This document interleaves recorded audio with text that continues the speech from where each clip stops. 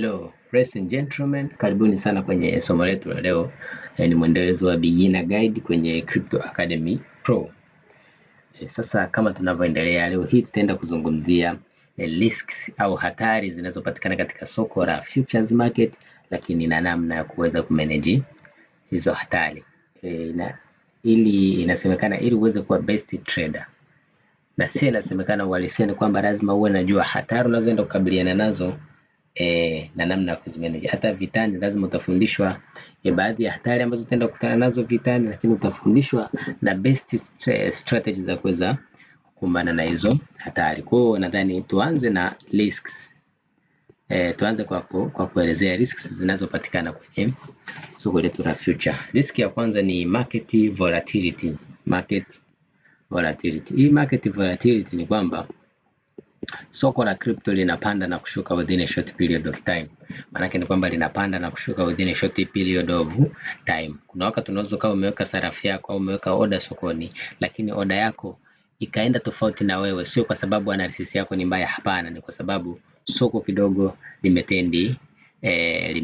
limeenda against direction ya soko. Lakini kitu cha pili au risk ya pili ambayo ipo mara nyingi ni leverage risk. Unajua nini maana ya leverage? Leverage risk maanake kama ukitumia leverage kubwa, wewe unakuwa kwenye hatari kubwa ya kuwa liquidated. Maanake ile liquidation price yako inasogea karibu. Kwa jitahidi kutumia leverage kidogo. Lakini risk ya tatu ambayo ipo kwenye ili soko ni overtrading risk. Overtrading risk. Maanake hii inatokea pale ambapo kuingia na trade nyingi bila mpango, yani kuingia kwenye trade nyingi bila mpango, kwa sababu kwa mfano kuna wakati tunakuta soko linatoa matokeo mazuri, maana yake linapanda na kushuka ndani ya muda mfupi. Unajikuta unaingia kwenye trade nyingi bila mpango, sawa? Sasa namna ya kumanage hii risk, unatakiwa kujifunza kwanza uwe na trading plan, kwamba mimi kila siku nitakuwa natengeneza faida kiasi fulani. Lakini kitu cha pili utatakiwa kuwa na focus ya kwenye setup zako, kwamba lazima uwe na focus kwenye setup zako, sawa? Hii sasa kama utakuwa na focus kwenye setup zako itakusaidia wewe kuingia sokoni katika muda sahihi na kutoka katika muda sahihi, sawa? Lakini riski nyingine ya nne, riski ya nne ambayo inapatikana katika hili soko letu ni riski inayopatikana kwenye soko letu ya nne ni emotional risk.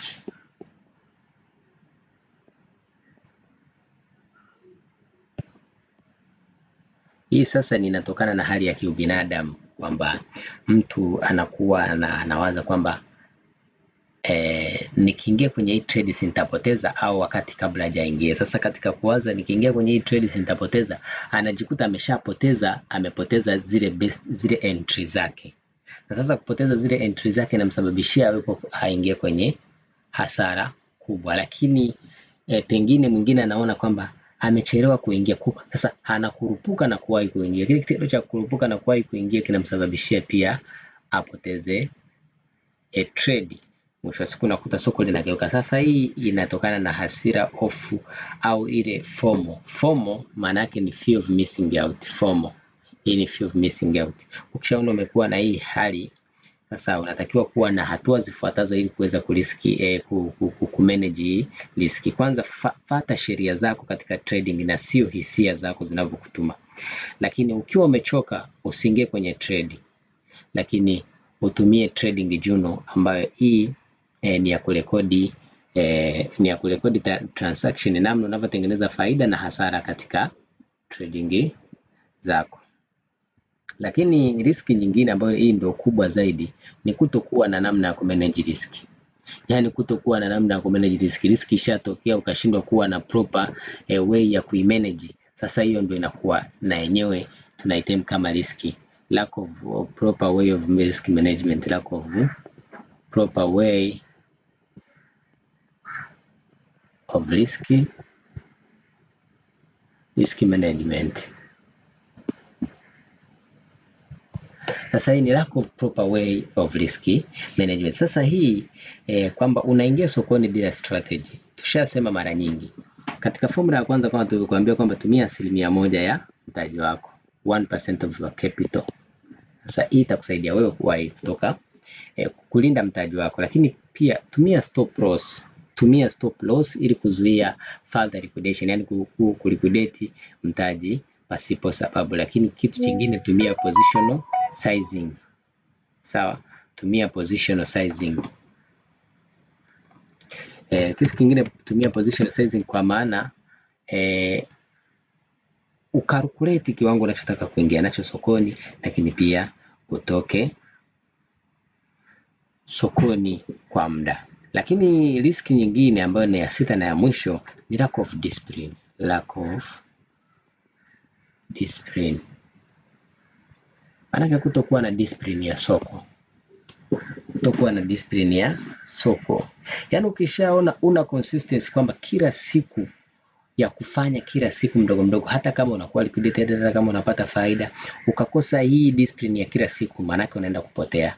Lakini uwe na direct profit target. Sasa namna ya kumanage kutokuwa na discipline, uwe na direct profit target, lakini pia uwe na trading plan, kwamba mimi nataka ni trade kufikia kiwango fulani, lakini pia uwe na maximum loss. Usiwe na upande wa faida tu kwamba nikipoteza kiasi fulani na hacha trade. Lakini kitu cha msingi, usifanye revenge ya soko, yani kwamba soko limekutengenezea hasara, sasa na unaamua kulikomoa, unaingia na mtaji wote. My bro, utaenda kusafa sana. My brother, utaenda kusafa sana. Sawa, my brother, utaenda kusafa, na usijaribu kitu cha namna hiyo. Lakini tuangalie sasa mwishoni, tu summarize risk management strategies za msingi ambazo tutakiwa kuzingatia. Risk management strategies za msingi. Management strategy ya kwanza, number 1 strategy, tumia 1% hadi 10% ya mtaji wako, usizidi hapo. Yani kwa kila trade tumia 1%, 1% hadi 10% ya mtaji wako kwa kila trade. Make sure unatumia 1% hadi 10% ya mtaji wako. Lakini ya pili, jitahidi kutumia stop loss. Tushaelezea maana stop loss sana, tumeimba sana kwenye vipindi vya nyuma. Kwa jitahidi utumie stop loss ili kuzuia further liquidation. Lakini uwe na take profit zone, yani una take profit target na umeziplan ukifika zile unatoka sokoni. Lakini pia usitrade range bila kuwa na confirmation, yani bila kuwa na uhakika kwamba naingia sokoni kwa sababu fulani. Sawa, maana hiyo ndio tunaita confirmation. Tunaenda kusoma kwenye masomo yanayoendelea, lakini unatakiwa kurespect trend direction. Sawa, lakini kitu kingine, respect mtaji wako, halafu faida zitafuata baadaye. For all in all, kitu cha msingi ambacho natakiwa kuelewa ni kwamba futures trading sio safari ya bahati. Ni mfumo ambao unaweza ukakusaidia wewe kukua kwa kumanage risk na kufanya vizuri sokoni siku hata siku. Ukiona umeweza kudhibiti emotion zako, akaunti yako inakuwa yani mdogo mdogo, yani utashangaa unakuza akaunti, umeanza na $10, $20, utashangaa unafika $100, $200, $500. Lakini pia ukiwa na focus na progress ya muda mrefu, yani una focus na progress, then matokeo kuyapata ni kitendo cha kugusa. Sasa kitu cha msingi ambacho natakiwa niongee kabla ya kuclose, hiki ndio kitu ambacho tunatakiwa kutembea nacho kwenye soko la future na kitakacho kusaidia kiongozi wangu. Make sure hichi kitu unaishi nacho, yani make sure hichi kitu unaishi nacho. My dear brothers and sisters, linda mtaji wako kabla ya faida. Linda mtaji wako kabla ya faida. Sasa ukiona umeshindwa kulinda mtaji kabla ya faida, ujue kinachofuata ni hasara. Yani ujue kinachofuata ni kupoteza mtaji wako wote, ni kupoteza kila kitu chote ulichokuwa nacho. Utajikuta unapoteza kwenye soko la futures. Siwaogopeshe, lakini nawaambia ukweli kwamba soko la futures ni soko ambalo lina fursa nyingi. Utatengeneza hela, utabadilisha maisha ndani ya muda mfupi sana, lakini jitahidi kulinda mtaji wako kabla ya faida. Faida itakuja baada ya kuwa mtaji wako umeulinda sokoni. Kwa all in all, tutane katika somo linalofuata.